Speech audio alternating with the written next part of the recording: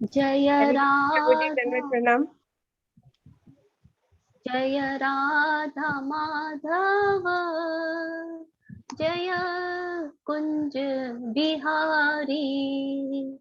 जय राधा माधव, जय कुंज बिहारी। जय गोपी जन वल्लभ, जय गिरिवर धारी। जय गिरिवर धारी। यशोदानंदन ब्रज जन रंजन, यशोदानंदन ब्रज जन रंजन। यमुना तीरा वनचारी, यमुना तीरा वनचारी। जय राधा माधव, जय कुंज बिहारी। हरे कृष्णा कृष्णा कृष्णा हरे हरे, हरे राम राम राम हरे हरे। हरे कृष्णा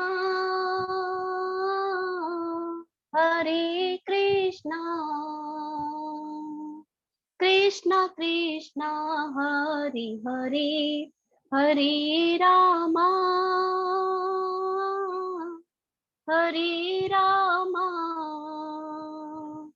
राम राम हरे हरे। गोविंद जय जय गोपाल जय जय, गोविंद जय जय गोपाल जय जय।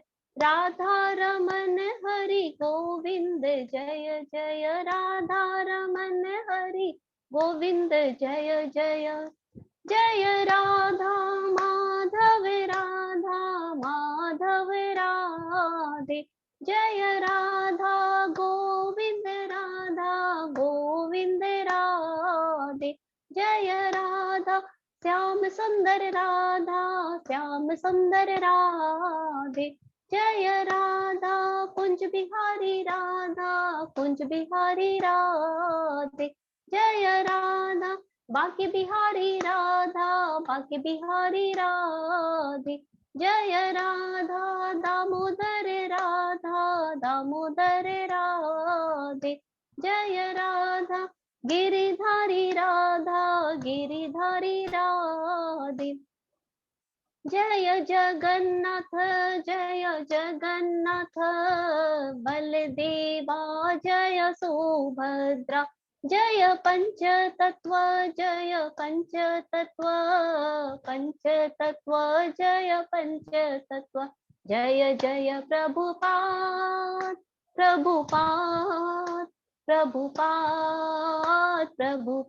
जय जय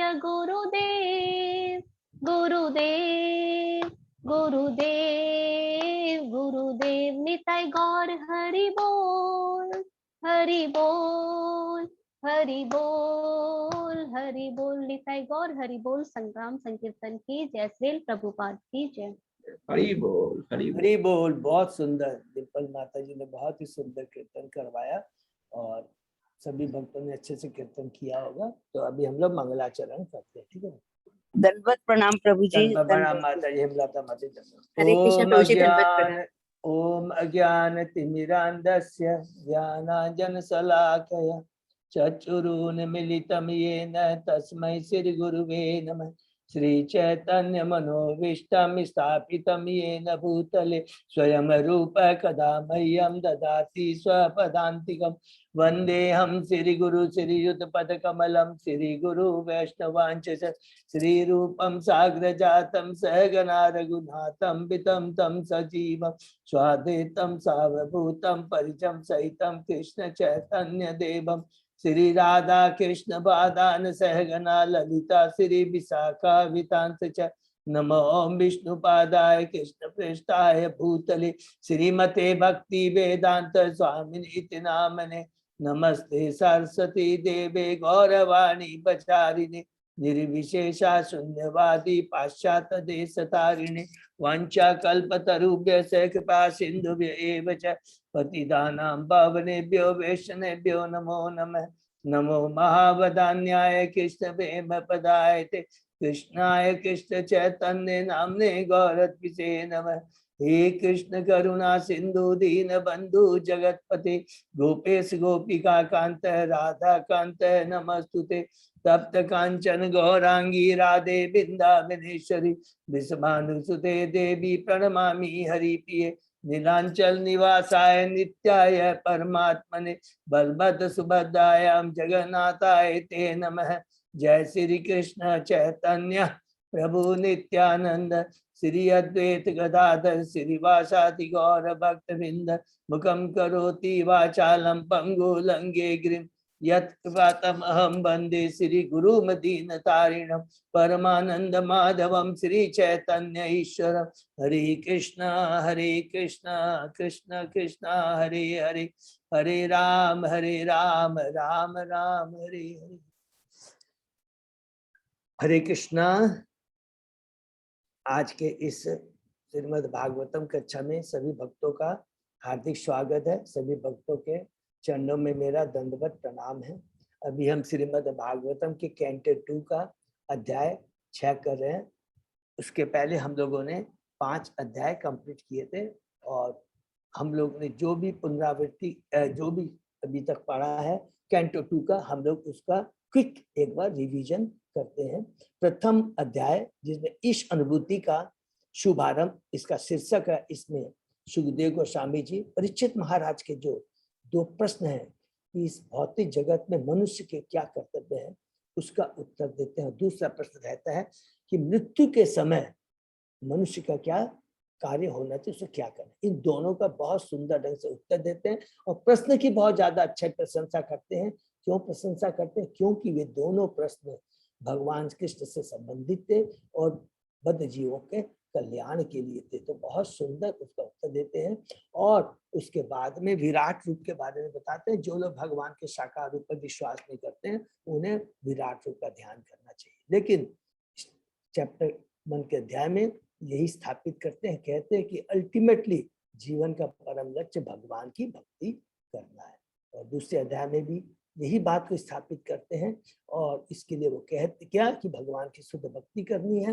लेकिन उसके पहले वो हमें बताते हैं हमारी भौतिक जीवन में हमारी जो भौतिक आवश्यकताएं हैं उसको हमको कम से कम रखना चाहिए, अदरवाइज वो हमारे बंधन का कारण बनता है। और उसके बाद में उन्होंने बताया कि जब विराट रूप का ध्यान करने के बाद जब आध्यात्मिक क्षेत्र में उन्नति करते हैं तो जो हमारा धारणा आश्रय रहता है, जो विषय वस्तु होती है विराट रूप में हो करके वो क्या हो जाता है, परमात्मा का ध्यान। हृदय में जो परमात्मा विराजमान है, जिनका साइज बताया है कि 8 इंची का है, जो चतुर्भुज रूप धारण करते हैं, पद्म शंख चक्र पद्म गदा धारण करके रहते हैं, उस भगवान का ध्यान करना चाहिए। उसमें अष्टांग योग की विधि भी अलग अलग नियम ने बताया, यम नियम आसन प्राणायाम प्रत्याहार धारणा ध्यान और समाधि। तो अच्छे से हमने उसको डिटेल में डिस्कस किया। लेकिन उसके बाद में भी कहते हैं कि अगर किसी का विराट रूप पर ध्यान करने के बाद भी यदि उनकी भौतिक आसक्ति रहती है और वो परमात्मा का ध्यान नहीं कर सकते हृदय में विराजित, तो क्या करना है, उनको क्रम मुक्ति की तरफ जाना चाहिए। क्रम मुक्ति का मतलब हमने पढ़ा था कि एक धीरे धीरे एक श्लोक से उच्च श्लोक पर जाते जाते ब्रह्म लोक तक पहुंचकर और फिर वहां से वो ब्रह्म ज्योति माने भौतिक जगत को त्याग करके अध्यात्म जगत, किंतु कहाँ तक जाएंगे, ब्रह्म ज्योति तक मैक्सिमम है, उससे ज्यादा नहीं हो सकता है। भगवान की धाम जानने के लिए भगवान की भक्ति बहुत जरूरी है। और अंत में भी लेकिन दूसरे अध्याय में यही स्थापित करते हैं भगवान की भक्ति सर्वोपरि है, अर्थात श्रवण कीर्तन। और तीसरे अध्याय में हम जब प्रवेश करते हैं शीर्षक है हृदय परिवर्तन। दूसरे अध्याय का शीर्षक क्या है, हृदय में भगवान, और तीसरे अध्याय में हृदय परिवर्तन।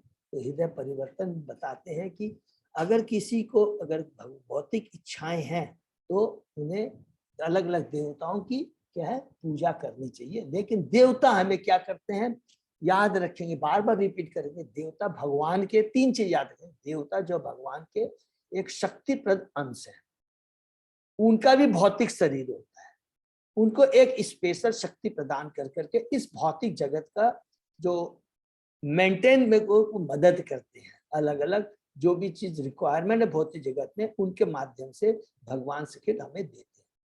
और वो जो भी चीज प्रदान करते हैं वो भौतिक होती है, और वो जो हमारे जो भी हम प्राप्त करते हैं वो हमको कोई भी हमें आध्यात्मिक फल उसका नहीं मिलता, बल्कि जब भौतिक जगत जो भौतिक फल जो मिलता है उसको हम भोगते हैं।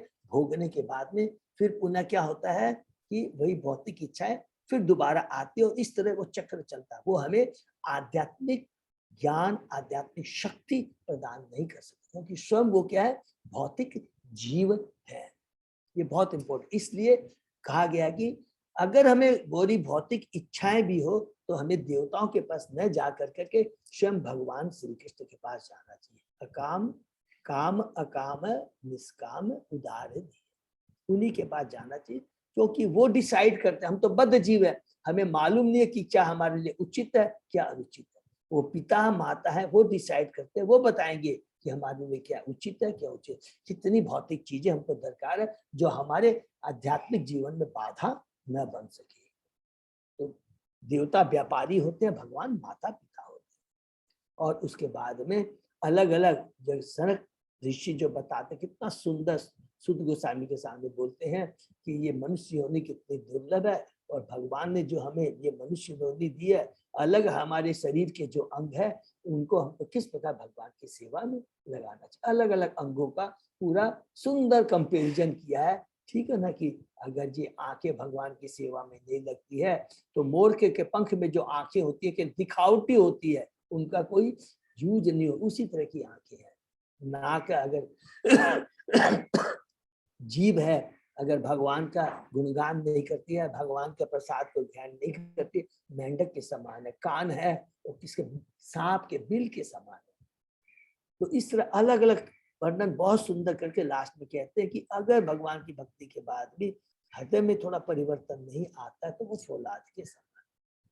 इस प्रकार यहाँ पर भी तीसरे अध्याय में भगवान की भक्ति, शुद्ध भक्ति ही जीवन का परम लक्ष्य है, इसको स्थापित। तो ये तीनों चैप्टर में हमने पढ़ा कि भगवान की भक्ति को जोर दिया। कंपैरिजन किससे किया गया है, विराट रूप का ध्यान करो या परमात्मा का ध्यान करो, जिसमें अष्टांग विधि, अष्टांग योग।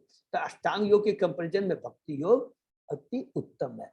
भक्ति क्या है, डायरेक्ट प्रोसेस है, और ये जो अष्टांग योग है, ज्ञान योग ध्यान, ये सब इनडायरेक्ट प्रोसेस है, किंतु अल्टीमेटली भगवान को ही प्राप्त करना परम लक्ष्य रहता है। ये भी विधियां भगवान से जोड़ सकती है, लेकिन इसमें बहुत लंबा समय लगता है। नंबर 1, नंबर 2, इस भौतिक जगत में, इस कलयुग में ये पॉसिबल नहीं है। तो ये हमारे प्रचार के लिए सब हमको माइंड में बहुत क्लियर रहना है। फिर चौथे अध्याय में हम आते हैं, तो जब सौनक ऋषि सुध गोस्वामी से पूछते हैं कि और आगे परीक्षित महाराज ने सुखदेव गोस्वामी से क्या प्रश्न किए, तो उस उत्तर में हम पढ़ते हैं चौथे अध्याय में कि परीक्षित महाराज ने कौन सा प्रश्न किया कि हमें भगवान की सृष्टि के बारे में बताइए। ठीक है, एकदम सीक्वेंस है, कोई भी तो सृष्टि के बारे में जब पूछते हैं, और तो सुखदेव गोस्वामी जी क्या करते हैं, उनका उत्तर देने के पहले भगवान श्री कृष्ण का ग्लोरिफिकेशन करते हैं। ये बहुत जरूरी है। जब भी किसी गुरु के पास जाते हैं, और किसी के पास भी हमें गुरु का, भगवान का, सीनियर डिवोटीज का हमेशा ग्लोरिफिकेशन करना चाहिए। हम उनको इंट्रोडक्शन देते हैं, समझे, तो उससे उनकी कृपा हमें मिलती है। तो उसी प्रकार सुखदेव गोस्वामी जी उनको ग्लोरिफिकेशन करते हैं, बहुत सुंदर ढंग से करते हैं कि आप इस भौतिक जगत के सृष्टा हैं, इसका पालन करते हैं, इसका संहार करते हैं। कैसे करते हैं, 3 गुणावतार के माध्यम से, सत्वगुण, रजोगुण, तमोगुण, ब्रह्मा विष्णु महेश। स्वयं भगवान श्री कृष्ण ये अवतार लेकर इसका पालन करते हैं, और आप ही सब भक्तों के कल्याणकारी हैं, पुण्य जो कर्म करते हैं, और जो दुष्ट लोग हैं उनका संहार करते हैं, उनकी गलत विधियों को रोकते हैं। और आप ही के श्रवण कीर्तन स्मरण पूजन दर्शन से सारे पाप कम नष्ट हो जाते हैं। आपके चरणों का शरण आश्रय लेने से सारी भौतिक आसक्ति खत्म हो जाती है। जीवों में जितने भी भौतिक गुण है, चाहे वो कितना बड़ा दानी हो, ज्ञानी हो, वेदों का परांग पंडित हो, जब तक ये सारे गुण भगवान की सेवा में नहीं लगाते हैं तो वो सब बेकार है। आप ही श्रीपति हैं, यज्ञपति है, ज्ञानपति है, ध्यानपति है, और आप ही सब कुछ है, अर्थात गति, लास्ट में तक आप ही परम गति दिलाने वाले, माने आप ही सब कुछ है। तो इस तरह सुंदर करके बताते हैं। और उसके बाद में लास्ट में कहते हैं सुखदेव गोस्वामी जी कि आपने जो सृष्टि के बारे में पूछा है वो मैं आपको ब्रह्मा जी और नारद जी के बीच में जो वार्तालाप उसके माध्यम से मैं सृष्टि के बारे में बताऊंगा। इस तरह करके हम लोग 5वें अध्याय में प्रवेश करते हैं। समस्त कारणों के कारण भगवान श्री कृष्ण यहाँ पर नारद जी सर्वप्रथम समझते हैं कि ब्रह्मा जी आप ही सब कुछ, ये जो सृष्टि का जो इतनी बड़ी सृष्टि है इसके सब कुछ कारण आप ही हैं, और आपने किसी की मदद नहीं ली है, माने आप सेल्फ डिपेंडेंट है। लेकिन जब वो देखते हैं कि नहीं पिता आप तो, मैं देखता हूँ ये बात तो मैंने कह दी है, लेकिन देख रहा हूँ कि आप भी बीच बीच में किसी का ध्यान करते हैं, तो वो किसका ध्यान करते हैं, तो ये मुझे कंफ्यूजन पैदा कर रहा है। इस तरह का वो करते हैं। और उसके पहले वो 6 प्रश्न सृष्टि के बारे में, जब वो कहते हैं कि आप ही सृष्टि के करता है, पालन करता है, संहार करता है, तो वो 6 प्रश्न करते हैं। क्या क्या 6 प्रश्न करते हैं? यत रूपम, कि ये भौतिक जगत के अव्यय क्या है, लक्षण क्या है। यत अधिष्ठातम, ये जो भौतिक जगत किसके ऊपर निर्भर करता है, किसके ऊपर आश्रित है। यत शिष्टम, ये भौतिक जगत की सृष्टि कैसे हुई। यत संस्थानम, इस भौतिक जगत का जब ये सृष्टि खत्म हो जाती है, समिट जाती है, तो वो कहाँ जा करके स्थापित होती है, कहाँ पर। और उसके बाद में फिर बोलते हैं यत परम, वही चीज कि इसका अधिष्ठाता कौन है, अधिष्ठाता और यत परम एक है। और लास्ट में बोलते हैं तत्व तत्व, और इस भौतिक जगत के इंग्रेडिएंट्स क्या है। तो इस तरह का अलग अलग डिटेल प्रश्न करते हैं। और ब्रह्मा जी उनको फिर बताते हैं कि हे पुत्र, तुमने जो मेरे प्रति जो तुम्हारी गलत धारणा है, तुम्हारी गलती नहीं है। तो बड़े बड़े जो ज्ञानी ध्यानी और जितने भी जीव हैं वो भी भ्रमित हो जाते हैं।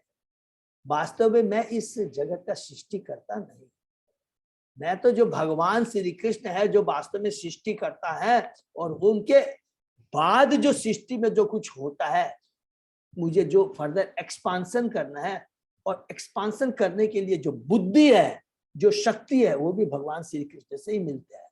मैं तो केवल एक निमित्त मात्र हूँ कि जिस प्रकार एक बगीचे में जो बीज होता है उसको एक माली क्या करता है, बीज को पैदा नहीं करता है, केवल उस बीज को सींच कर करके उसको बड़ा करता है। तो इस तरह का कंफ्यूजन दूर कर करके फिर जो 6 प्रश्न होते हैं उसका एक एक करके हमें उत्तर मिलता है। पहला यत रूपम के बारे में बताते हैं कि जो अव्यय है भौतिक जगत के 5, पृथ्वी अग्नि जल वायु, ये अव्यय है। उसके बाद में काल, फिर बाद में कर्म, स्वभाव और जीव, ये जो 5 जो है जो भौतिक जगत में, इसका आश्रय कौन है और इसके वास्तव पीछे हाथ किसका है, वासुदेव श्री कृष्ण है। और 15वें 16वें श्लोक में बहुत सुंदर ढंग से बताते हैं कि नारायण वेदा, माने पूरा वेद से लेकर के पूरा बताते हैं जो परम गति है। नारायण ही सारे वैदिक ग्रंथ परमेश्वर की देन है। सारे देवता भी भगवान के शरीर के अंग के रूप में ही सेवा के लिए है। सारे लोक भी जो है वो भगवान के निमित्त है। सारे यज्ञ उनके निमित्त है, सारे योग उनके निमित्त है, सारी तपस्याएं उनके निमित्त है, सारा ज्ञान उनसे मिलता है। वही परम मोक्ष दिलाने वाले हैं और वही परम गति है। 15 से बहुत सुंदर ढंग से ग्लोरीफाई करते हैं। और 17 से 20 श्लोक में वो बताते हैं कि हम जीव और परमात्मा के अमंश हैं। हम केवल हमारी एक जो क्वांटिटी है, क्वालिटी में भगवान के समान है, लेकिन क्वांटिटी में हम भगवान से केवल जिस प्रकार समुद्र का एक जल होता है उसके समान है। क्वांटिटी में गुणों में एक समान है, लेकिन क्वांटिटी में अलग है, क्योंकि जीव तो केवल अपने जीव और परमात्मा का डिफरेंस बारे में बताते हैं। उसके बाद में 21वें श्लोक में हम आकर के भगवान की सृष्टि के बारे में समझते हैं। और हमने डिटेल में प्रयत्न किया जानने का सृष्टि के बारे में। शुरू से सबको याद रहेगा ना, पूरा हमने भगवान श्री कृष्ण से लेकर करके किस प्रकार बलदेव प्रथम चतुर्व्यूह, उसके बाद नारायण, उसके बाद दूसरा चतुर्व्यूह और फिर दूसरे चतुर्व्यूह के महासंकर्षण से महाविष्णु का एक्सपांशन होता रहता है। फिर महाविष्णु से हमने देखा किस प्रकार इस जगत की सृष्टि होती है और पूरा डिटेल में हमने समझा कि किस प्रकार सारे 23 अव्यय, 23 इंग्रेड अव्यय उत्पन्न होते हैं, तत्व उत्पन्न होते हैं और उनसे माध्यम से पूरा एक पहला क्या बनता है, ब्रह्मांड बनता है, यूनिवर्स बनता है। और ऐसे ही क्योंकि महाविष्णु से करोड़ों असंख्य करोड़ों जो बीज निकलते हैं, जिसको हम लोग प्रधान बोलते हैं, वो अंत में जाकर जो एक यूनिवर्स है, ऐसे करोड़ों जो बीज है उनसे करोड़ों यूनिवर्स बन जाते हैं। और उसके बाद में जब यूनिवर्स बन जाता है उसमें गर्भोदक्षाई विष्णु प्रवेश कर करके ब्रह्मा जी की उत्पत्ति करते हैं और एक एक यूनिवर्स के अंदर में 14 भुवन को स्थापित करते हैं, उसकी रचना करते हैं। और उसके बाद में वो जो विराट रूप जो है गर्भोदक्षाई, जो विराट रूप है, उसके बारे में हमने डिटेल में डिस्कस किया कि ये 14 भुवन की तुलना विराट रूप से की गई। वर्ण, ब्राह्मण, क्षत्रिय, वैश्य की तुलना किसे, भगवान के विराट रूप से किया गया। और 3 लोग जैसे बोलते हैं, ऊर्ध्वलोक, मध्यलोक और निम्नलोक, उनका भी तुलना भगवान से। उसके बाद में हम 6ठे अध्याय में प्रवेश करते हैं, पुरुष सूक्त की पुष्टि। उसके अंदर में हमको कौन सा प्रश्न का उत्तर मिल रहा है 6 में से, तत्त्वम, तत्त्व, अर्थात ये जितने भी इंग्रेडिएंट्स हैं जो भौतिक जगत में, वो कहाँ से आते हैं, गर्भोदक्षाई विष्णु के जो विराट रूप है उनसे आते हैं। तो हमने उसमें पढ़ा कि विराट रूप का जो मुख है उनसे क्या है, वाणी का उद्गम होता है। उनके दोनों नथुने हमारे श्वास के और सारी वायु के उद्गम स्थान है, मान उनसे उत्पत्ति होती है, श्वास की और वायु की। उनकी घ्राण शक्ति से अश्विनी कुमार और समस्त प्रकार की जड़ी बूटियां उत्पन्न होती है।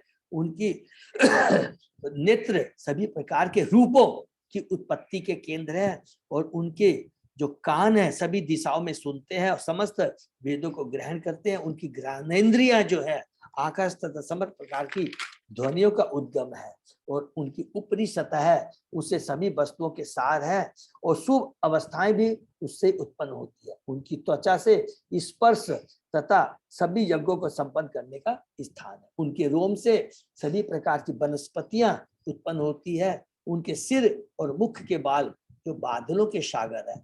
उनके नाखून से बिजली, पत्थर, लोह, यक्ष जैसे उद्गम चीजें उद्गम होती है और उनकी भुजाओं से सारे बड़े बड़े देवता तथा जन समान की रक्षा करने वाले अन्य नायों का उद्गम स्थान है। इसमें प्रभुपाद जी ने बहुत डिटेल में हमको बताया है कि भगवान की ये सारे देवता जो है ये केवल भगवान की शक्ति है, स्पेशल शक्ति प्रदान, और ये भगवान के ही अंश है। लेकिन हमें अंश की नहीं, अंशी की सेवा करनी चाहिए। जो वास्तव में जो भगवान है, इन सभी शक्तियों के, देवताओं के स्रोत हैं, उनकी सेवा न करके, उनकी भक्ति न करके हमें भगवान की भक्ति करना है। और कहते हैं कि भगवान की जो चरण कमल है ये बहुत इंपॉर्टेंट है, ये हमें सारे भय से मुक्ति प्रदान करते हैं। उसके बाद में हम लोगों ने पढ़ा कि जो कि हम लोगों ने कल पढ़ा कि भगवान के गुदा द्वार से क्या है, नियामक देव मित्र का धाम है। और उसके बाद में जो भगवान की आत का जो छोर है, ये क्या है, इससे क्या क्या उत्पन्न होता है, ईर्ष्या, दुर्भाग्य, मृत्यु, नरक आदि का स्थान। और भगवान की जो पीठ है, समस्त प्रकार की उद्विग्नता, टेंशन तथा अज्ञान एवं अनैतिकता का स्थान। भगवान की नसों से, वेन से नदियां तथा नाले प्रवाहित होते हैं। भगवान की हड्डियों से बड़े बड़े पहाड़ बनते हैं। भगवान का जो निराकार स्वरूप है ये महासागरों का धाम है।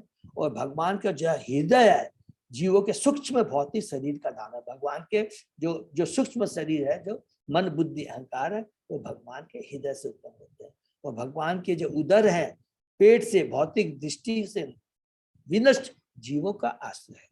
और बहुत इंपॉर्टेंट उसके बाद में हमने पढ़ा श्लोक 12 में, भगवान की जो चेतना है, जो भगवान की चेतना से सारे धार्मिक सिद्धांत, मेरा, तुम्हारा, माने मैं ब्रह्मा, तुम नारद तथा चारों कुमारों, सनक, सनातन, सनत कुमार, सनंदन का निवास स्थान, और यही चेतना से सत्य तथा दिव्य ज्ञान का प्रकाश होता है, यही वासस्थान।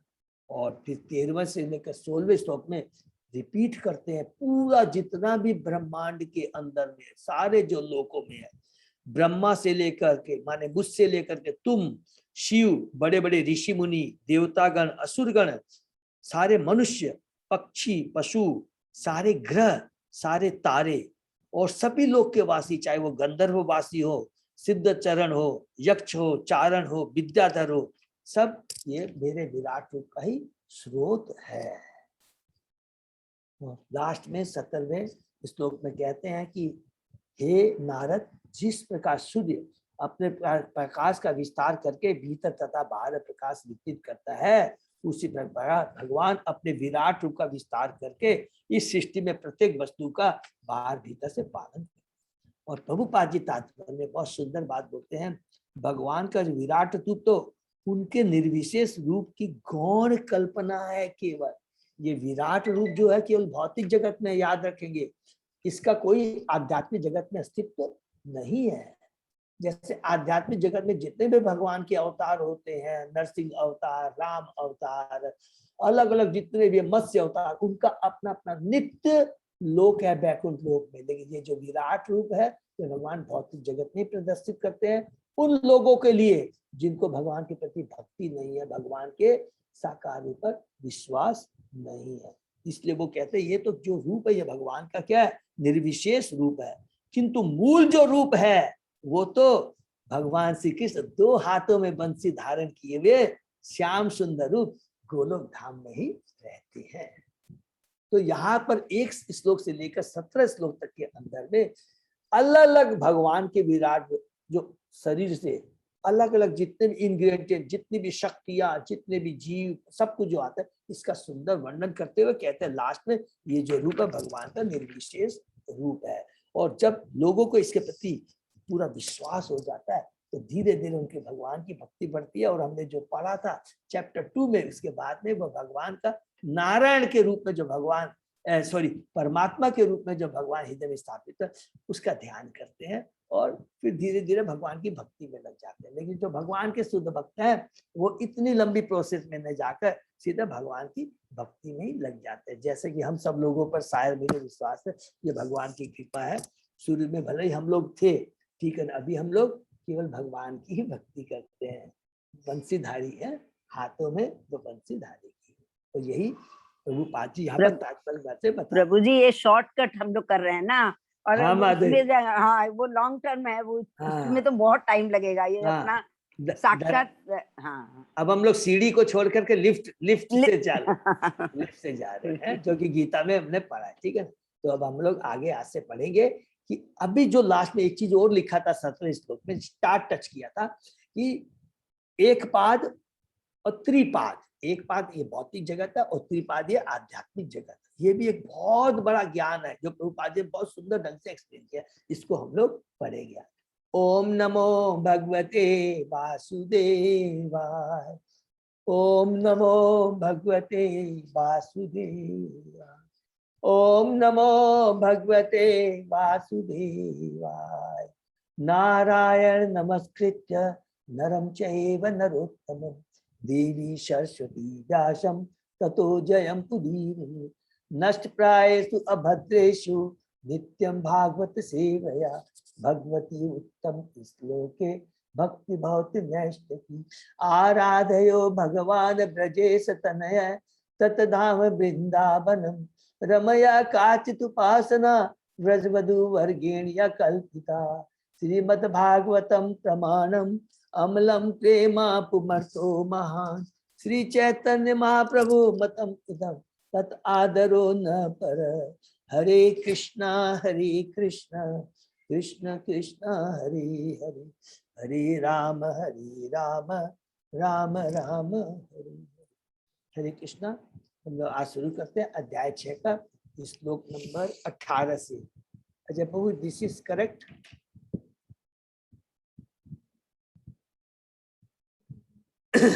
अजय प्रभु, श्लोक नंबर 18 से ही है ना प्रभु? हाँ प्रभु, 18 से ही है। ओके प्रभु, thank you. Okay, thank you प्रभु। शुरू करते हैं। स अमृतस्य अभयस्य ईशमत्यम अन्नम यत अत्यगात महिमा एष ततः ब्रह्मन् पुरुषस्य दुरत्यया। भगवान अमरता तथा निर्भयता के नियंत्रक है, वे मृत्यु तथा भौतिक जगत के सकाम कर्मों से परे। हरि बोल। इसलिए हे नारद, हे ब्राह्मण, परम पुरुष के यश का अनुमान लगा पाना कठिन है। कितना पावरफुल ट्रांसलेशन है यहाँ पर। ब्रह्मा जी कितना सुंदर ग्लोरिफिकेशन करते हैं नारद जी को, जो कि भगवान के शुद्ध भक्त है। नारद जी को सब कुछ जानकारी है, लेकिन ये जो वार्ता के माध्यम से ब्रह्मा जी और नारद जी, जो कि बहुत कृपालु भगवान के शुद्ध भक्त हैं, हम बच्चों को कल्याण करने के लिए इस तरह की बातें कह रहे हैं कि जो अमरत्व प्रदान करते हैं, माने आध्यात्मिक जगत में ले जा करके जो शाश्वत जीवन हमें प्रदान करते हैं और निर्भय से, माने भय से मुक्त करते हैं। अभी हमने पढ़ा था ना, भगवान के चरण आश्रय क्या है, वो हमें निर्भय प्रदान करते हैं। उसी के वो भगवान कंट्रोलर है। वे मृत्यु तथा भौतिक जगत सकाम कर्मों से परे है, और इन्होंने इतना बड़ा ब्रह्मांड की रचना की अपनी बहिरंगा शक्ति के माध्यम से, फिर भी वो क्या है, जगत सकाम, वो उससे परे रहते हैं। ठीक है ना, वो परे रहते। सृष्टि उन्हीं के शक्ति के माध्यम से होती है, लेकिन उसमें स्वयं लिप्त नहीं होती। इसलिए हे नारद, हे ब्राह्मण, परम पुरुष के यश का अनुमान लगा पाना कठिन है। अर्थात भगवान की शक्ति के बारे में, गुणों के बारे में हम बद्ध जीव जो 4 दोषों से निवृत्त, जो 4 दोषों हमारे में, हम भगवान को नहीं जान सकते। जान सकते हैं भगवान को अगर भगवान की कृपा हो, वो भी शुद्ध भक्तों के माध्यम से। ठीक है, तो तात्पर्य पढ़ते हैं। भगवान की अंतरंगा शक्ति का दिव्य 75% भगवान का यश है, जिसका वर्णन पद्म पुराण में हुआ है। उत्तर का उसमें यह बताया गया कि आध्यात्मिक आकाश भगवान की अंतरंगा शक्ति का प्रतीक। अर्थात यहाँ पर फिर से रिपीट करेंगे, सब भक्तों को बहुत क्लियर हो गया है कि ये जो भौतिक जगत है वो भगवान की बहिरंगा शक्ति से आता है, आध्यात्मिक जगत वो भगवान की अंतरंगा शक्ति से आता है। और अंतरंगा शक्ति से जो बनता है, सबको अच्छी तरह से ध्यान रखेंगे कि उसके अंदर में जो भी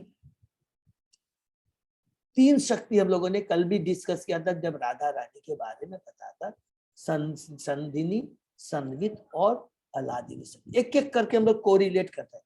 तो जो संधिनी शक्ति के माध्यम से, बलराम के माध्यम से पूरा ये एग्जिस्टेंस होता है, पूरा, समझे ना। और ये अंतर जो बहिरंगा शक्ति है, इसे भौतिक जगत बनता है। और जो संवित शक्ति है, से भगवान के बारे में हम, भगवान स्वयं अपने को जान पाते हैं अपनी संवित शक्ति के माध्यम से। स्वयं भगवान भी अपने को अपनी संवित शक्ति के माध्यम से ही जान पाते हैं। तो ये चीज हमने पढ़ा। तो अंतरंगा शक्ति से जो है, ये 3 भाग है, हम लोगों ने क्लियर में डिस्कस किया, संधिनी, संवित और अलादिनी शक्ति। अलादिनी शक्ति तो भगवान की अंतरंगा शक्ति राधा रानी के बारे में हमने डिस्कस किया था, वो भी बहुत सुंदर है। कल समय नहीं था, हम लोग नहीं डिस्कस। वही भगवान की जो अंतरंगा शक्ति है राधा रानी, उन्हीं से सारा हम लोग ये जितना भी द्वारका में जो रानियां हैं भगवान की, उसके बाद में बैकुंठ में जितनी लक्ष्मियां हैं, और जितनी भी वृंदावन में जो गोपियां है, वो सब एक्सपांसन किसका है? भगवान की अंतरंगा शक्ति राधा रानी के ही एक्सपांसन है। तो ये जब समय मिलेगा तो बहुत डिटेल में 3 के बारे में डिस्कस करेंगे। ठीक है, तो ये भगवान की अंतरंगा शक्ति से जो भी निकलता है वो चीज शाश्वत है, दिव्य है, और उसके अंदर में जरा भी लेस मात्र कोई भी भौतिकता नहीं रहती है। इसलिए आप याद रखेंगे, अंतरंगा शक्ति का मतलब हो गया दिव्य शक्ति, जिसमें जरा भी काम का भाव नहीं होता है। दिव्य प्रेम, हर चीज शाश्वत दिव्य प्रेम होता है। और भगवान भी अंतर शक्ति माध्यम से जितनी भी लीलाएं करते हैं, वो लोग धाम जितनी भी लीलाएं होती है, वो अंतरंगा शक्ति से प्रकट होता है, और जिसमें जरा भी कोई भी काम का भाव, ये जो काम है जो बहिरंगा शक्ति से जो भौतिक जगत बना है, और जो कि 3 गुणों से प्रभावित है, इसी में जिसको हम लोग प्रेम बोलते हैं, वो प्रेम नहीं, काम है। काम है, काम का मतलब अपनी इंद्रिय तृप्ति की तुष्टि के लिए किया गया कार्य। ठीक है, तो अंतरंगा शक्ति का बहुत सुंदर, ये हम लोग डिटेल में अलग से पढ़ेंगे, जिसमें से लोक भगवान की भयंकर शक्ति संरचित संपूर्ण ब्रह्मांडों के लोकों से कहीं अधिक विशाल है। कहीं अधिक विशाल है। कितना विशाल है? भौतिक जगत 1/4 है और आध्यात्मिक जगत 3/4 है, 75%। चैतन्य चरिता में भगवान की भयंकर शक्ति के समस्त ब्रह्मांडों की तुलना बाल्टी भर सरसों के बीजों से की गई है। हरि बोल। देखिए क्या लिखा है कि चेतन चेतना में बोलता है कि अभी हमने पढ़ा है ना, एकदम शुरू से कोरिलेट करते जाएंगे कि पूरे जो महाविष्णु से असंख्य बीज निकलता है, जिनसे असंख्य ब्रह्मांडों की सृष्टि होती है। एक स्टेप बाय हमने अच्छे से समझा। और ये जितने असंख्य ब्रह्मांड है, उन सारे ब्रह्मांडों की तुलना किससे की गई है? एक बाल्टी में जो सरसों के बीज रखे गए हैं, एक एक ब्रह्मांड सरसों के बीज के बराबर। हरि बोल। कितनी बड़ी है देखिए भगवान की शक्ति है। सरसों का प्रत्येक बीज अपने में एक ब्रह्मांड जैसा है। इनमें से एक ब्रह्मांड में जिसमें हम सब रह रहे हैं और जिसमें ये चारों 14 भुवन है, इस सबको मिलाकर केवल एक सरसों के बीज के समान है। देखिए यहाँ पर तुलना हो रही है। मान इस श्लोक से अब हमको पता लगेगा कंपैरिजन बिटवीन एक पाद और त्रिपाद, एक भौतिक जगत का और एक आध्यात्मिक जगत की तुलना हो रही है। ठीक है ना। लोकों की संख्या ज्ञात कर पाना मनुष्य की शक्ति। अच्छा, इनमें से एक ब्रह्मांड में जिसमें हम सब रह रहे हैं, लोगों की संख्या की गणना कर पाना मनुष्य की शक्ति से परा। अर्थात कितने लोग है इस ब्रह्मांड में, हमने बताया ना, असंख्य करोड़ अरब, नंबर 1। नंबर 2, एक एक ब्रह्मांड के अंदर में अलग अलग ब्रह्मा जी, नंबर 2। और एक एक ब्रह्मा जी अलग अलग मुख वाले होते हैं। 4 मुख, 8 मुख, 10 मुख, 100 मुख, 1 करोड़, 10 अरब, खरब, इतने मुख वाले ब्रह्मा जी होते हैं। हम तुलना नहीं कर सकते। एक बार लीला भी आती है कि एक बार एक ब्रह्मांड से ब्रह्मा जी शायद 10 मुख वाले हैं, वो आते हैं भगवान से मिलने के लिए और बोलते हैं अपने भगवान के सेवक को, द्वारपाल को, बोलो ब्रह्मा जी आए, मैं ब्रह्मा जी आया हूं। तो उसके बाद में वो ऐसे करके रहते हैं। उसके बाद में भगवान उनका घमंड नष्ट करना चाहते हैं, तो उसके बाद में वो जो आके बैठते हैं, देखते हैं, उसके बाद में 10 मुख वाले, 100 मुख वाले, 1000 मुख वाले आ करके भगवान को दंडवत प्रणाम कर रहे हैं। तो उनको समझ में आता है, अरे मैं एक अकेला ब्रह्मा नहीं हूँ, ऐसे इस ब्रह्मांड में असंख्य करोड़ों ब्रह्मा है। भगवान जी अलग अलग लीला कर करके अपने भक्तों को भी बीच बीच में उनकी जो भी थोड़ी भ्रमित होते हैं, भ्रम को दूर करते हैं। और ये भ्रम जो दूर करते हैं, ये सारी लीलाएं करते हैं हम बद्धजीवों को भ्रम को दूर करने के लिए। ये नहीं कि उनको वो डिमोरलाइज करना चाहते, ऐसा नहीं। ठीक है ना। तो ये भगवान की लीला है। तो भला हम उन सारे ब्रह्मांड के विषय में कैसे सोच सकते हैं जो बाल्टी भर सरसों के बीजों के तुल्य। यही नहीं, आध्यात्मिक आकाश में लोगों की संख्या भौतिक आकाश की तुलना में कम से कम 3 गुनी अधिक है। ऐसे लोग आध्यात्मिक होने के कारण भौतिक गुणों से परे होते हैं, अतः वे केवल विशुद्ध सतोगुण से बने हुए होते हैं।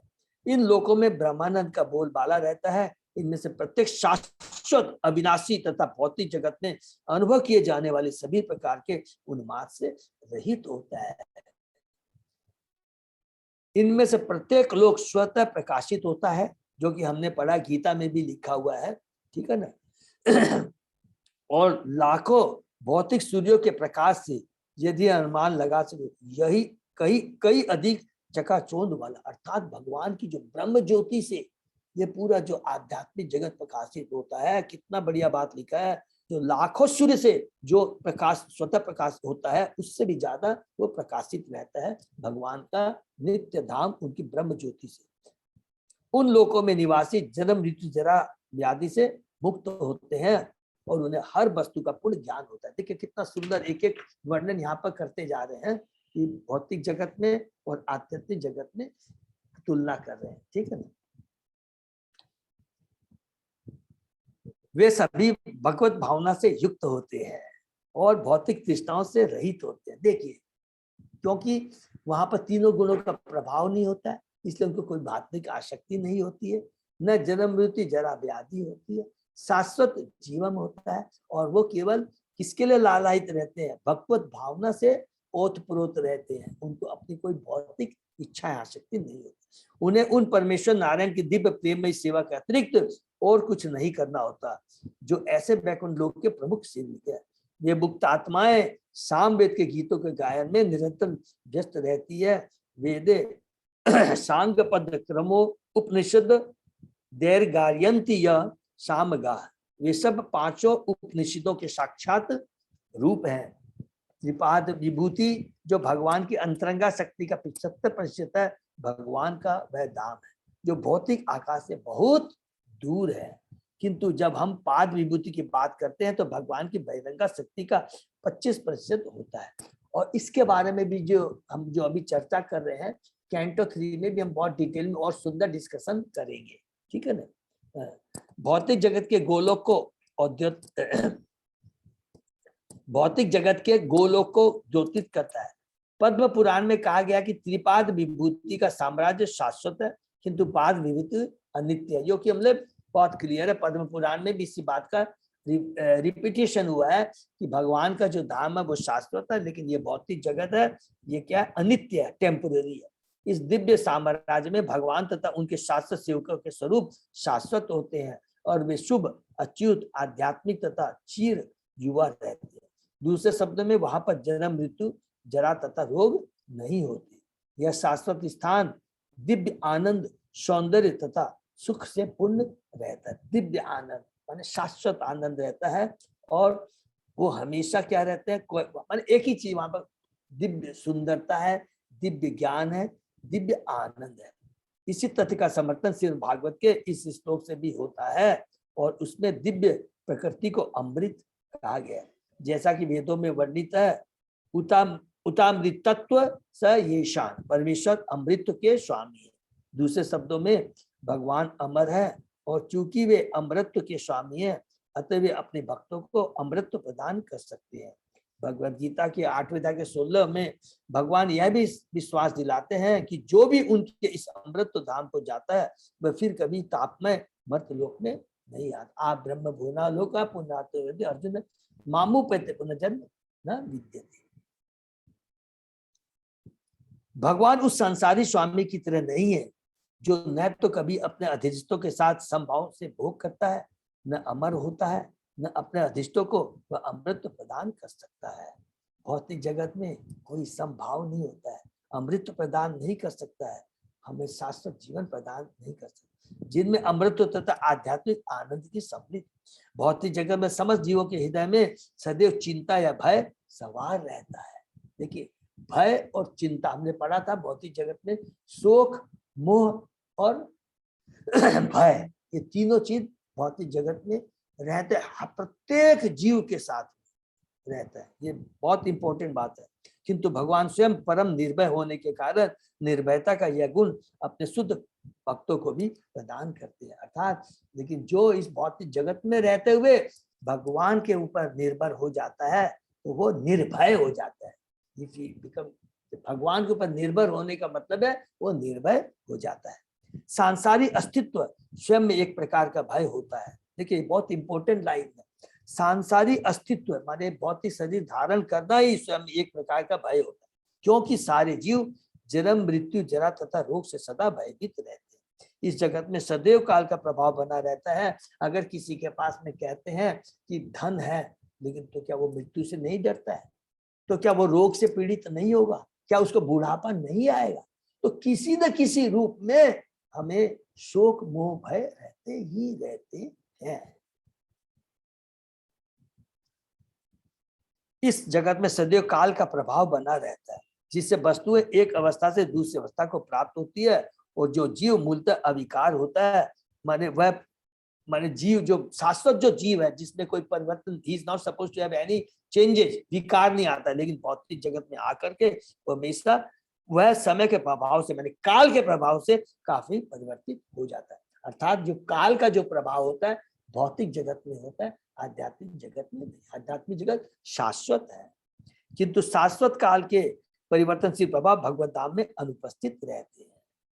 अतएव यह समझना चाहिए कि उस पर काल का प्रभाव नहीं पड़ता, माने आध्यात्मिक जगत में काल का प्रभाव नहीं, जिसके कारण वहां किसी प्रकार का भय नहीं रहता। भौतिक जगत में तथाकथित सुख मनुष्य के स्वकर्म का फल होता है, और भौतिक जगत में जो तथाकथित सुख होता है उसके सकाम कर्मों का फल होता है, चाहे वो सुख हो या दुख हो। कोई मनुष्य अपने कठोर श्रम के बल पर धनवान बन सकता है, और ऐसे अर्जित सुख की अवधि के विषय में सदैव भय तथा आशंका बनी रहती है। हरि बोल। एक एक चीज हमने पढ़ा है, अगर अपने कठोर परिश्रम से उसने धन कमा लिया है तो भी उसके अंदर में उसको भय तथा आशंका बनी रहती है। क्या आशंका बनी रहती है? आज मेरे पास जो है वो चला न जाए, इसी को बोलते हैं भय और आशंका बनी रहती है। किंतु भगवत धाम में किसी को सुख प्राप्त करने के लिए प्रयास नहीं करना पड़ता। हरि बोल। क्योंकि वहां पर सब लोग 3 गुणों से ऊपर होता है, और अपनी इंद्रिय तृप्ति का वहां पर कोई किसी के मन में भाव तक नहीं आता है।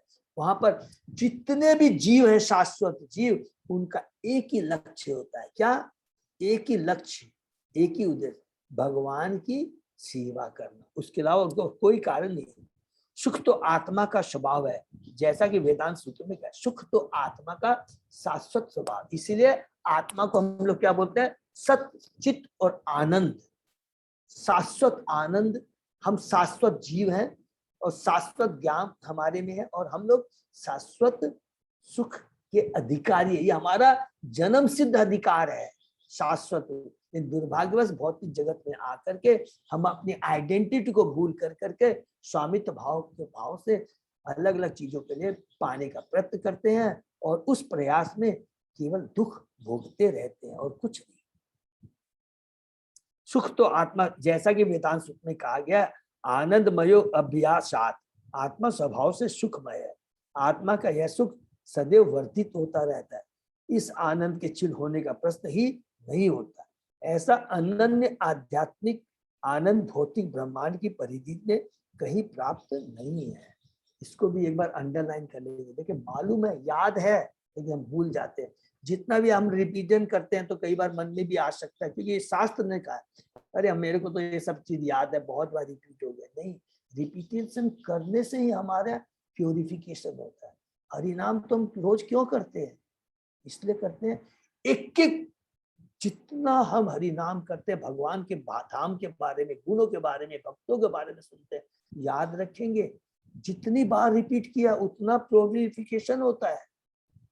ये प्योरिफिकेशन की प्रोसेस ऐसी नहीं है कि भौतिक जगत में कि एक लिमिटेशन होता है भौतिक जगत में, इसके बाद और कुछ नहीं होता है। लेकिन आध्यात्मिक जगत में भगवान का नाम, धाम, भगवान के भक्तों, गुणों का बार बार जितना हम रिपीट करते हैं, रोज जो रिपीट करते हैं, याद रखेंगे, इससे हमारा प्योरिफिकेशन हो रहा है। Knowledge is one thing, we never talk about the knowledge. No, knowledge की बात ही यहाँ नहीं है। हम यहाँ पर किस लिए कर रहे हैं? हमारे प्योरिफिकेशन के लिए। हम रोज क्यों पढ़ते हैं, रोज हरि नाम क्यों? तो ये प्योरिफिकेशन होता है, ठीक है ना। ऐसा अनंत आध्यात्मिक आनंद भौतिक ब्रह्मांड की परिधि में कहीं भी प्राप्त नहीं है। अर्थात पाताल से लेकर के पूरा ब्रह्म लोक तक में ऐसा दिव्य आनंद नहीं है। यहाँ तक कि जनलोक में, यहाँ तक कि महल या सत्य लोक से बंधे हैं, क्योंकि ब्रह्मा जी भी सकाम कर्म तथा जन्म मृत्यु के नियमों से बंधे हैं। इसलिए यहाँ पर कहा गया है, दुरत्य या दूसरे शब्दों में भगवत धाम के आध्यात्मिक सुख की कल्पना बड़े से बड़े ब्रह्मचारी या सन्यासी भी नहीं कर पाते, जो स्वर्ग से परे लोगों को प्राप्त करने के पात्र हैं। अथवा परमेश्वर इतने महान है कि उनकी महानता की कल्पना बड़े बड़े ब्रह्मचारी या सन्यासी तक नहीं कर पाते, किंतु भगवत कृपा से भगवान के अनन्य भक्त इस सुख को सचमुच प्राप्त करते हैं।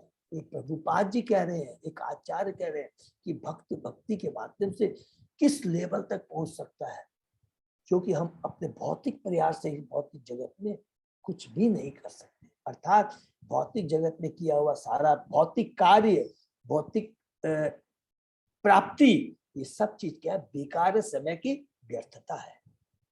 ये बहुत ही पावरफुल, ये इसमें प्रभुपाद जी ने हमें डिटेल में एक ही श्लोक में समझाया है।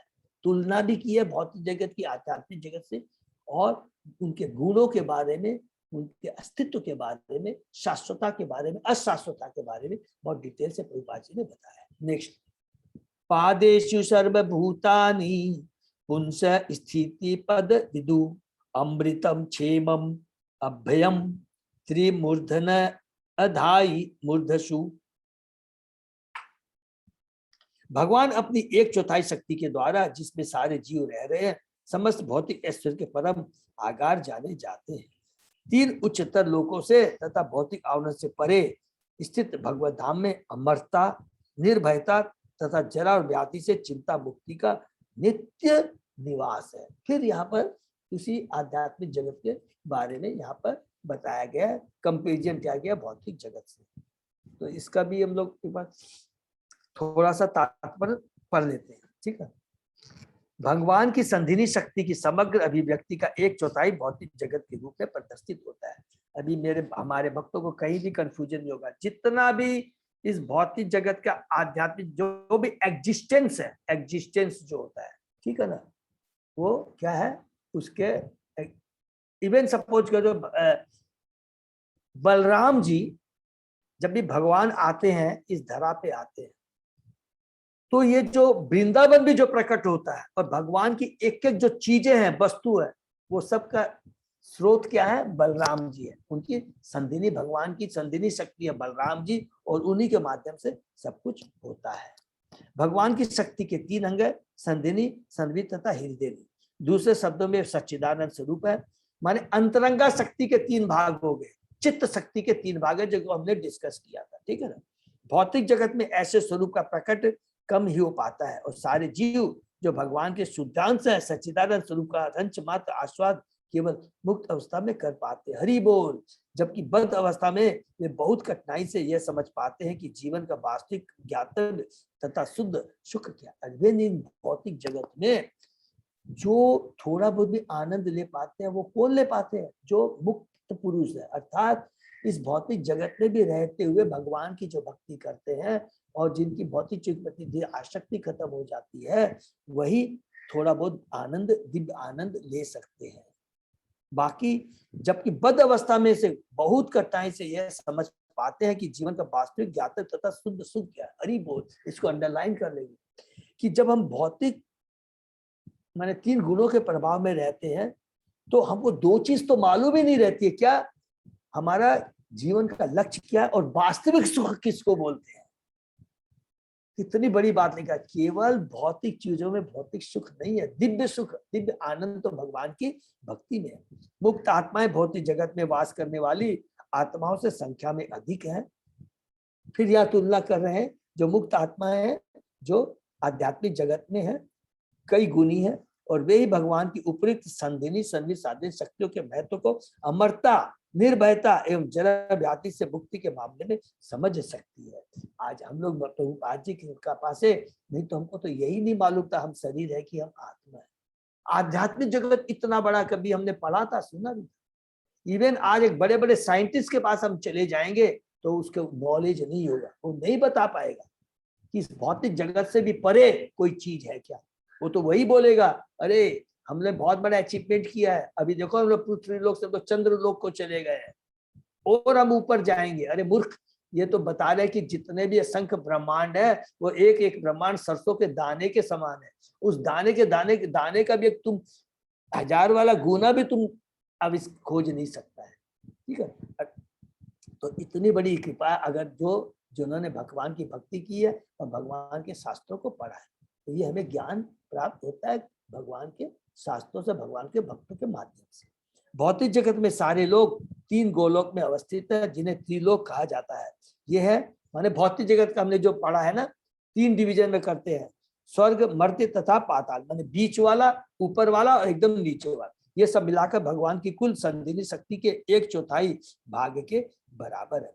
इसके पूरे आध्यात्मिक आकाश है, जिसमें वैकुंठ लोक है, जो सप्तारणों के परे है, सप्तारणों के परे है। ये हम लोग अलग से पूरा डिटेल में पढ़ेंगे जब भौतिक जगत खत्म होता है। उसके बाद में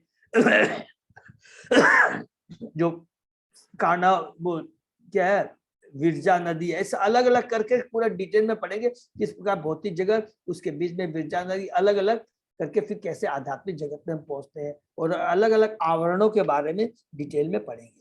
त्रिलोक के किसी भी लोक में अमरता, मान त्रिलोक का मतलब स्वर्ग लोक, मध्य लोक और निम्न लोक, में किसी भी लोक में अमरता, पूर्ण ज्ञान तथा पूर्ण आनंद की स्थिति का अनुभव नहीं किया जा सकता। ऊपर के 3 लोग सात्विक लोग कहलाते हैं क्योंकि वे दीर्घायु, जराता, व्याधि से मुक्ति एवं निर्भयता की प्रासंगिक सुविधा प्रदान कराने वाले हैं। क्लियर है ना सबको कि जो ऊंचे के लोग हमने पढ़ा था, देखिए जन्म, मृत्यु, जरा, व्याधि सब जगह, जैसे जैसे ऊपर जाते हैं फर्क खाली क्या है कि जैसे जैसे ऊपर लोगों में जाते हैं आयु ज्यादा होती है, नंबर 1, लोग बूढ़े नहीं होते हैं, और क्या है, व्याधि, रोग वहां कम, लेकिन मृत्यु अनअवॉइडेबल है। इसलिए हमने पढ़ा ब्रह्मा जी की भी मृत्यु होती है, ठीक है ना। बड़े बड़े ऋषि मुनि स्वर्ग लोक से आगे स्थित महर्लोक को प्राप्त करते हैं। हमने पढ़ा था क्रम मुक्ति में, एक एक चीज को याद करते जाए। क्रम मुक्ति में पढ़ा था ना, कुछ लोक में चले जाते हैं, इतनी बड़ी शक्ति प्राप्त कर लेते हैं, अष्ट सिद्धि प्राप्त कर लेते हैं, इतनी शक्ति हो जाती है, एक लोक से दूसरे लोक में चले जाते हैं, लेकिन सब बेकार है यदि भगवान की भक्ति नहीं है। प्रभु मेरा यहाँ पर एक क्वेश्चन था। हाँ, जैसे हम लोग ने भी पढ़ा ना कि हम लोग जैसे जैसे ऊपर लोक में जाते हैं वैसे वैसे ये जरा, मृत्यु, व्याधि की मतलब कम होते जाते हैं, कम होती जाती है। तो फिर हाँ। वहां पर तो हमें, हमारे पास में ज्यादा अच्छा मतलब मुझे मिल रहा है ना भक्ति करने के लिए। मैं जितने जितने ऊपर लोक के जो वासी हैं हाँ, तो हाँ, और अच्छी भक्ति कर सकते हैं।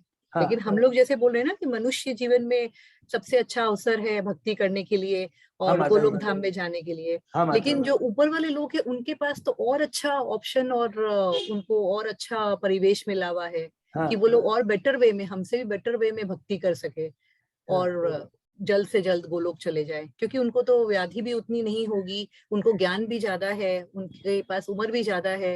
हाँ माता जी। और तो उनको हाँ, आप पूरा प्रश्न कीजिए। हाँ पूरा, सॉरी माता जी। हाँ, मेरा वही क्वेश्चन है प्रभु, क्योंकि अच्छा। हमसे वो बेटर पोजीशन है ना, क्योंकि वो और अच्छा कर सकते हैं। ओके माता जी, सपोज कीजिए आपके पास में 10 घंटे हैं, ठीक है, 10 घंटे हैं। आपको बोला जाएगा कि आप एक एक घंटे में ऐसे ऊपर पहुंच सकते हैं, हाँ? तो आपको बोला जाएगा कि 10 घंटे करके ही मैं गोलोक धाम चला जाऊं, और एक आप करेंगे 10 घंटे में, पहले आपने पृथ्वी लोक फिर ऊपर के लोक में गया, बाद में मालूम पड़ा 10 घंटे होते होते हम तो अभी तक केवल पृथ्वी लोक में ही है या हम तो स्वर्ग लोक में ही है। तो आपके पास जो समय है, आप पहले पृथ्वी लोक, फिर स्वर्ग लोक, जन लोक, तब में जाने की ट्राई करेंगे, या सीढ़ी बाई जाना की ट्राई करेंगे, या सीधा लिफ्ट पकड़ के गोलोक धाम जाना चाहिए? तो आप पहले ये प्रश्न देखिए कि उनको उस लोक में जाने में कितने कितने जन्म, कितने लगे। आप समझ रहे रीना माता जी मेरी बात? हाँ प्रभु, वो मैं समझ गई, बट मैं, मेरा क्वेश्चन ये है ना कि जो ऑलरेडी वहां पर है, जो मेरा क्वेश्चन ये नहीं है कि यहाँ से मैं ऊपर वाले लोक में हरे कृष्णा प्रभु जी, ऑलरेडी जो है वो वहाँ। हरे कृष्णा प्रभु जी, मैं सोच रही हूँ मनुष्य को तो स्वतंत्रता मिली हुई है ना कि हम कुछ भी कर सकते हैं। वो लोग तो बंधे हुए हैं हर चीज से, उनके पास भक्ति करने के लिए समय का, वो तो बहुत चीजों से बंधे हुए हैं। हम स्वतंत्र, हम भक्ति कर सकते हैं। वो माता जी संतोष भाई सही बोल रही है। अभी रीना माता जी का पहला प्रश्न का उत्तर एक और दूसरा रीना माता जी का ये प्रश्न है कि अगर उच्च लोक में जो ऑलरेडी है तो वो आराम से भक्ति कर करके आगे जा सकते। और अभी हम लोगों ने क्रम मुक्ति में क्या पढ़ा था? क्रम मुक्ति में उन लोगों, जो लोग भी ऊंचे के एक एक लोक में जाते, सुविधाएं सब है। स्वर्ग लोक में तो इतनी सारी सुविधाएं, लेकिन वहां पर क्या है कि जो भगवान की जो भक्ति के लिए जो वातावरण चाहिए, जो भक्ति भक्तों का संग चाहिए, वो प्राप्त नहीं है।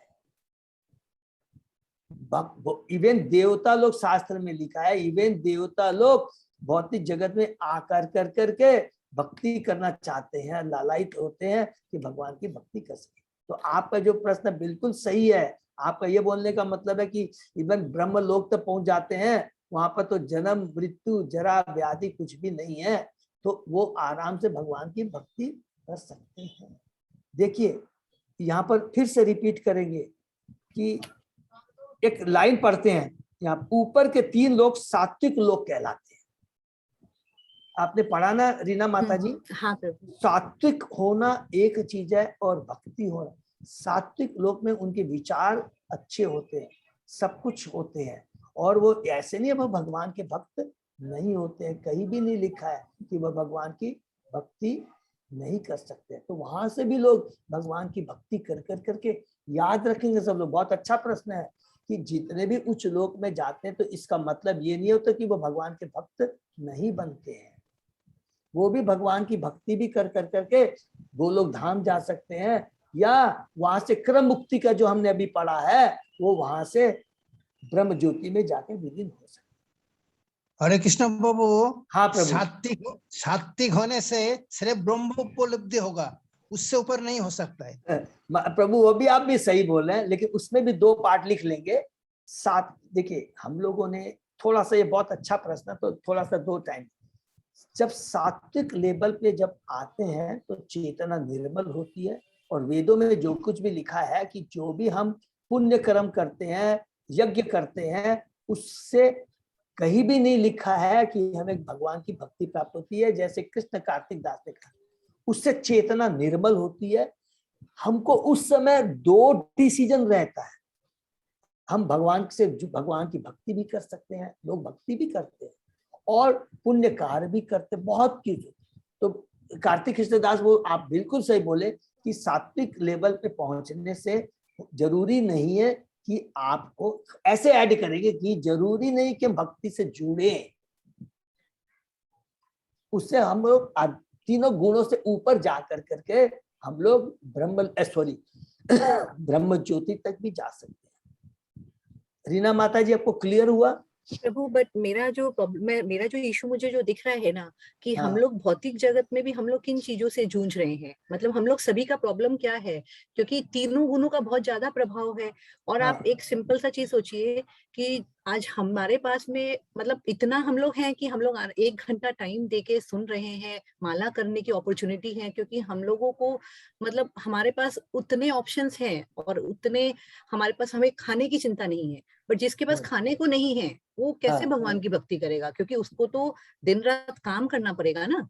हम 1 घंटा स्पेयर कर पा रहे हैं क्योंकि हमारे पास वो है। तो हमें जितनी सुविधा मिलती जाएगी हम उतना एडवांस लेवल पे जाते जाएंगे ना भक्ति में भी, तभी हम भक्ति का सोच पाएंगे। तो उसी तरह से जो ऊपर लोक में है उनको तो वो सारे चीजों का तो सोचना ही नहीं है, क्योंकि आज आप सोचिए हम लोग 1 घंटा भक्ति कर रहे हैं, बाकी टाइम तो हम लोग को पूरा अर्निंग में दिमाग लगाना पड़ रहा है, तो उस टाइम तो हम लोग कर नहीं पा रहे, तो हमें भी उतनी उस चीजों में लगना पड़ रहा है। लेकिन जो ऊपर के लोक में है उनके पास तो सारे ऑप्शंस हैं, तो वो तो और ऐसा तो कहीं है नहीं कि वो लोग भक्ति नहीं करेंगे। तो उनको तो और क्लैरिटी है ना, उनका तो माइंड और क्लियर है। हम तो अभी अपनी चेतना को शुद्ध कर रहे हैं।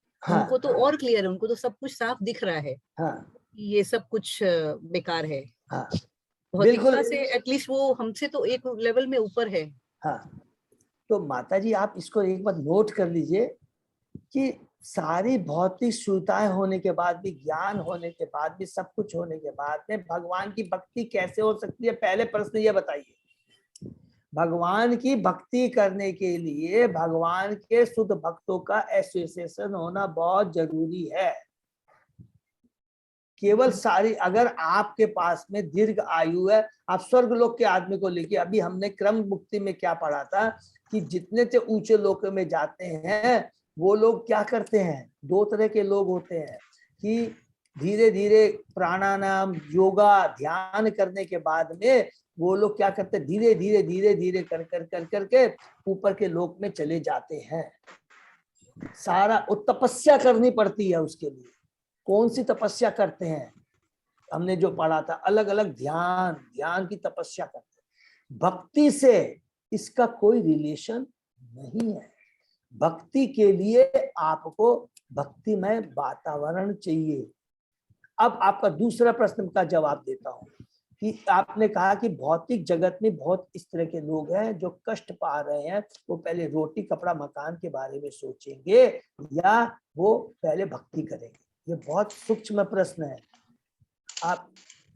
अब मेरा उल्टा आपसे प्रश्न है, जिनके पास में सब कुछ सुख है वो क्या भक्ति कर रहे हैं क्या? नहीं प्रभु, नहीं कर रहे। तब नंबर 2, जो बहुत कष्ट में हैं वो क्या भक्ति नहीं कर रहे? हाँ वो कर रहे हैं, बट पेट भरा होगा ज्यादा कर रहा है। वो हाँ। ज्यादा कर रहा है माता जी, सिंपल चीज है। एक ही माता चीज कुंती ने इसीलिए तो दुख मांगे थे कि मैं भक्ति हाँ। कर पाऊंगी। माता जी सिंपल, इसका एक ही जवाब है, भक्ति के लिए भौतिक जो सुविधाएं हैं, this are the one of the reason not the. भक्ति के लिए शुद्ध भक्त का संग होना बहुत जरूरी है, अहेतु की कृपा बहुत जरूरी है, भगवान की कृपा बहुत जरूरी है। भगवान तो क्या- स्वयं इस धरती पे वो अवतार लिए थे और किसी लोक में नहीं लिए अवतार। आप हमेशा याद रखेंगे। और उसके अंदर में भी चैतन्य महाप्रभु ने एक ही वर्ड लिख दिया है, भारत भूमि ते जन्म हुई लो जा, जन्म सार्थक हुई परोपकार। ये चैतन्य महाप्रभु ने ये वर्ड क्यों यूज किया? अमेरिका में तो उससे ज्यादा भौतिक ऐश्वर्य है, लंदन में बहुत ऐश्वर्य है, इंडिया का क्योंकि यहाँ पर भक्त है, भगवान की भक्ति है यहाँ लोगों को। तो भक्ति के लिए भक्तों का संग, अहेतु की कृपा, भगवान की कृपा चाहिए। ये बहुत, और याद रखेंगे, चाहे वो पृथ्वी लोक, अब ऊपर की लोक की बात छोड़िए, खाली पृथ्वी लोक की बात कीजिए। पृथ्वी लोक में एक खरपति है, वो भगवान की बहुत अच्छी भक्ति कर रहा है, और वही एक खरपति है, वो ऐशो आराम कर रहा है। उसी प्रकार जिसके पास दुख कष्ट है, वो चोरी, अपने धन प्राप्त करने के लिए हर तरह के कार्य कर रहा है, खुद कार्य कर रहा है, और वो भगवान की दूसरा एक आदमी वो भक्ति भी कर रहा है। सुदामा को आप ले लीजिए, आप इतने एग्जाम्पल मिल जाएंगे। तो एक समरी में यही समझ सकते हैं, आज हम जो भक्ति कर पा रहे हैं, इररेस्पेक्टिव हम लोग यहाँ जितने बैठे हुए हैं लोग, वी डू नॉट नो किसकी कितनी भौतिक लेवल है। नंबर 1, किनको भौतिक कष्ट है, किसको शारीरिक कष्ट है, किसको मानसिक कष्ट है, सबके बराबर नहीं है। लेकिन जो भक्ति कर पा रहे हैं वही सबसे बड़ा धन है, इररेस्पेक्टिव ऑफ योर माने भौतिक मानसिक अवस्था, फिजिकल अवस्था और धन की अवस्था, जो भी। क्लियर समझ में आया माता जी? हाँ ये बहुत, हरे कृष्ण प्रभु जी। हाँ, ये बहुत सूक्ष्म चीज है। हाँ माता जी बोलिए। हरे कृष्ण प्रभु जी, यहाँ पे दिया गया है कि स्वर्ग, मर्त्य और तथा पाताल लोक। तो पाताल लोक कैसे सात्विक हुआ प्रभु जी? क्या चीज माता जी, कहाँ पे यहाँ लिखा है? लिखा है ना, यहाँ तीनों लोक लिखे हैं, फिर लिखा है कि तीनों लोक सात्विक है। ऊपर के तीनों लोग लिखा माता जी।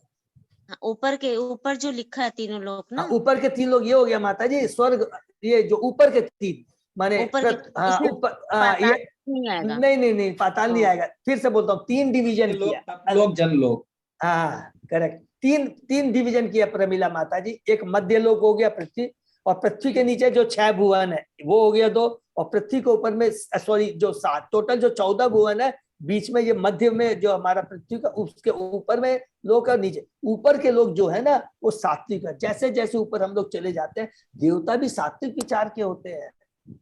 ये हमेशा याद रखें, इसकी एक एक चीज में हम लोग डिटेल में डिस्कशन करेंगे। देखिए, सात्विक भाव होना एक चीज होता है। सात्विक भाव जब रहता है तो हमारे में 3 तरह की चीजें आते हैं कि अरे मेरे को सबका उपकार करना है, धर्मशालाएं, कुएं खोलनी है, किसी के। देखिए, सात्विक भाव में 3 चीज होती है। एक स्वार्थ की भावना कम होती है, ईर्ष्या कम होती है, परोपकार की भावना ज्यादा होती है। वो खराब नहीं, मन निर्मल होता है। लेकिन प्लीज याद रखेंगे, इसे सारी सोच, ये सारे कार्य भौतिक है, और भक्ति एकदम इससे अलग है। हाँ, सात्विक भाव में रहने से जीव बहुत जल्दी भक्ति में आ जाता है। तो हम ये जो बोलते हैं 1 करोड़पति यदि सात्विक भाव में है और 1 करोड़पति तामसी भाव में, याद रखिए ये बहुत सूक्ष्म बात है। 1 अरबपति है, वो रजोगुणी भी हो सकता है, तमोगुणी भी हो सकता है, सतोगुणी भी होता है। वो जो सतोगुणी होता है वो भगवान की भक्ति में आता है हमेशा, याद। रजोगुणी तमोगुणी होता है, उसको अगली योनि, पशु की योनि मिलती है। तो पैसा होना भी क्या है, ये अगर इसका सदुपयोग होता है तो ऊंचे ले जाएगा। अगर विचार गलत यूज होता है तो ये नहीं है कि अरे अभी तो मैं सब तो करोड़पति अरबपति तो कोई बात नेक्स्ट नहीं, पशु योनि मिल सकती है। तो बहुत सूक्ष्म बात है, इसको बहुत ध्यान से समझना। 3 गुण का अलग अलग प्रभाव होता है, और उस प्रभाव में क्या लक्षण होते हैं, और उस लक्षण के माध्यम से आदमी की क्या मति होती है, ये ध्यान। सतोगुणी में मति अच्छी होती है हमारा। उस समय अगर उसको कोई भक्त मिल जाता है तो वो क्या करता है, भगवान की भक्ति में लगता है। ये चीज है। तो रीना माता जी, ये जरूरी नहीं है उच्च, अभी हमने पढ़ा भी है उच्च कोटि, इवन उच्च लोक में जा कर करके किसकी इच्छा करते हैं? मुझे अष्ट सिद्धि चाहिए। अष्ट सिद्धि आपको नीचे वाले लोग को तो नहीं मिलती है ना, अष्ट सिद्धि मिल जाती है। अष्ट सिद्धि मिल करके उसमें आप कुछ भी, उसी में उनका आनंद रहता है, उसी की वो लोग इच्छा करते हैं। समझे कि नहीं? तो ये चीजें हैं। आई थिंक मैं हाँ प्रभु, एकदम पाया। क्लियर। हाँ प्रभु, एकदम क्लियर है। भक्ति हैज नथिंग टू डू, और याद रखेंगे प्लेसमेंट से एक्चुअली डिपेंड नहीं करता। मुझे क्लियर हो गया कि Yes, आज हो सकता है कि हम इंडिया में हो या यूएस में हो या ऊंचे लोक में हो या नीचे लोक में हो, Even चेतना I- अलग है, चेतना Yes. अलग है और प्लेसमेंट अलग है। अलग है, भक्ति अलग है। Even if you are at a माने उच्च लोक में भी है, इसलिए तो चेतन महापुरुष का, इसीलिए देवता लोग हमेशा पृथ्वी लोक में, पृथ्वी लोक में आने का मतलब क्या बोल रहे? ये नहीं कि पृथ्वी लोक में, मतलब जहां पर भगवान की भक्ति है, जहां पर भगवान अवतार लेते हैं, तो वहां पर वो देवता जाना चाहते हैं। इसलिए चेतन महाप्रभु ने भी इसी चीज को रिपीट किया, भारत भूमि ते जन्म होई लोतार, जन्म सार्थक होई करो करो। ठीक है ना? ये चीज का आपको बहुत अच्छे से समझना है। अगर कोई भी कंफ्यूजन है तो आप फिर से डिस्कस करें। हरे कृष्णा। तो हम लोग यहीं पर विराम देते हैं, ठीक है? और किसी का कोई प्रश्न है? बहुत अच्छे से क्लियर हो गया प्रभु जी। माता जी, भक्ति इतनी अमूल्य, इतनी हम सोच नहीं सकते। आज हम कर पा रहे हैं, आप सोचे कितना करोड़ों करोड़ों जन्मों का हमारे पर कृपा होगी भगवान की, तो हम नहीं कर पा सकते भक्ति, किसी हालत में नहीं कर सकते हम लोग। ठीक है ना? हरे कृष्णा प्रभु। हरे कृष्णा। हरि बोल, हरि बोल। हरे कृष्णा प्रभु हरे जी, कृष्णा। दंडवत प्रणाम। दंडवत प्रणाम। प्रभु जी दंडवत प्रणाम। इसीलिए हम लोग, प्रभु जी दंडवत प्रणाम। हाँ। इसीलिए लास्ट में समाप्त करूंगा। इसीलिए हम लोग लास्ट, प्रभु जी का संग, अभी भक्तों का संग मिला हुआ है, इसीलिए इसीलिए हम लोग को सुबह उठ करके भगवान से एक ही प्रार्थना करनी चाहिए, हम सब लोग को मिल करके। क्या? एक ही चीज, उसमें सब कुछ आ जाएगा कि भक्तों का संग नहीं छूटे। भक्तों का संग रहेगा तो अपने आप भक्ति होगी, अपने आप भक्ति बनी रहेगी। ठीक है ना? हरे कृष्ण। हरे कृष्णा प्रभु। हरि बोल। रीना माता जी, आप इतना फास्ट नोट्स कैसे बनाती हैं? क्लास खत्म होने से पहले ही उनका नोट्स आ जाता है। व्हाट्सएप में मैं संग संग ही टाइप करती हूँ, मैं अलग से लिखती नहीं हूँ, और बहुत कुछ मिस करती हूँ, बट नहीं माता जी, आपका प्रयास बहुत अच्छा। देखिए, हम सब अधूरे हैं ऐसे, ये जो प्रयास है ना, ये बहुत बड़ी भक्ति का एक लक्षण है। हरे कृष्ण। भक्तों का कंटिन्यूड प्रयास है कि साथ बचता नहीं है कि सब कोई ज्वाइन होकर के एक साथ ज्वाइन हो जाते हैं, ये भी तो बस प्रयास है। प्रभु, हमने क्या पढ़ा, क्या सीखा, देखिए ये चीज बहुत है। इट हैज नथिंग, ज्ञान हैज नथिंग टू डू। अगर हम अलग अलग पढ़ेंगे ना, हर रोज आप पढ़ेंगे, आज हमने नया सुना, बड़ा एक मन में आएगा, लेकिन देखना मेरी भक्ति कितनी हुई, तब हमको थोड़ा नर्वस हो गया, यार आज मेरी माला ठीक से हुई, आज मैं भक्तों का संग नहीं कर पाया, आज मैं मंदिर नहीं जा पाया, मैं भगवान का प्रसाद नहीं ग्रहण पाया। वो रियल भक्ति को बढ़ाते हैं। प्रभु जी, जो अपने इंडिया से बाहर, जैसे मधुमिता माता जी इंडिया से बाहर भी है, तो 3 बजे भी उठना पड़ता, तो उठ करके क्लास ज्वाइन कर दिया। अपने को लग रहा 7 बजे, लेकिन वो बाहर होने के बाद भी 2 बजे 3 बजे भी लोग ज्वाइन कर रहे हैं। हरि बोल, हरि बोल। कितना thank you so much. Hari बोल, थैंक यू मधुमिता माता। हरि बोल। बहुत हाँ प्रभु जी, अभी 5:22 हुआ। अच्छा, हरि बोल, थैंक यू सो मच माता जी। उठना पड़ता है उनको अपने क्लास ये देखिए, बहुत बड़ी, वही उठ के तो ये बस बहुत यही अच्छी बात है कि सभी भक्तों को संग मिल रहा है और सभी ज्वाइन हो रहे हैं, तो ये अपनी हो पा रही है। और एक ही हम लोग क्यों रिपीट कर रहे हैं? क्योंकि हम लोग बद्ध जीव है। इट इज नॉट कि हमारा नॉलेज बना रहेगा, क्योंकि लिखा है शास्त्र में, जितना रिपीटेशन हम करेंगे उतना प्योरिफिकेशन होता है। You keep on repeating, keep on repeating. और एक चीज हमेशा याद रखेंगे, ये कोई भी यहाँ डिनाई नहीं कर सकता भक्त, हम हरिनाम का जब बार बार एक ही चीज को जप कर रहे हैं, कभी किसी ने फील किया यार एक चीज बार बार तो रोज ही करो? नहीं, चिंता क्या आती है, आज मेरी माला छूट नहीं गई, आज मेरा जो उच्चारण सही हुआ कि नहीं। सेल्फ हृदय में बैठे हुए परमात्मा बोलेंगे, किसी से पूछने की हमको दरकार नहीं है कि what was the quality of my chanting, कितना उसमें आनंद है। जितना क्वालिटी में इंप्रूव होगा, आप देखेंगे एक अजीब आनंद का अनुभव होता चला जाएगा, और उतनी हमारी भौतिक चीज नेचुरली आपके आसक्ति कम होती चली जाएगी। ये इतना इसमें दिव्य परिवर्तन लाता है, ये इतनी पावरफुल दिव्य शक्ति है इस नाम में। हरे कृष्णा। सॉरी, आज बहुत समय से भौतिक आसक्ति ही तो कम नहीं हो रही है। प्रभु ये स्वतः हो जाएगी प्रभु। अरुण प्रभु हमको ट्राई कर नहीं, देखिए इफ यू प्लान इट कभी नहीं होगा। You never plan, just to surrender. Even suppose हमारी भक्ति अच्छी नहीं हो रही है तो व्हाट टू डू इट, क्या करना चाहिए? चलिए उसके लिए भी कृष्ण से ही प्रार्थना करनी चाहिए, भक्तों से ही प्रार्थना करनी चाहिए और हरि नाम से ही रिक्वेस्ट करना चाहिए कि मेरी भक्ति अच्छी हो। कुछ नहीं करना है कि मेरी अटैचमेंट प्रभु कभी भी नहीं, देखिए क्या होगा नहीं वो कृष्णा ही जानते हैं, हम लोग इसमें कमेंट भी नहीं कर सकते क्या होगा नहीं होगा। खाली बस ये है कि भक्तों के संग मिलता रहे, वो रिक्वेस्ट करेंगे तो शायद उसके अंदर सब कवर हो जाएगा, उसके अंदर ऑटोमेटिक सब कवर हो जाएगा। हरे कृष्णा। सॉरी आज थोड़ा हो गया, बहुत अच्छा है ये। और प्रभु कोई आई मीन एनी कोई सॉरी अनाउंसमेंट है क्या प्रभु? नहीं। ओके तो सब भक्तों को दंडवत प्रणाम, सब लोग दंडवत प्रणाम, सब एक दूसरे के लिए प्रार्थना करेंगे। हरे कृष्णा। हरे कृष्णा हरे कृष्णा हरे कृष्ण। धन्यवाद। कल कृपा सिंधु। प्रणाम।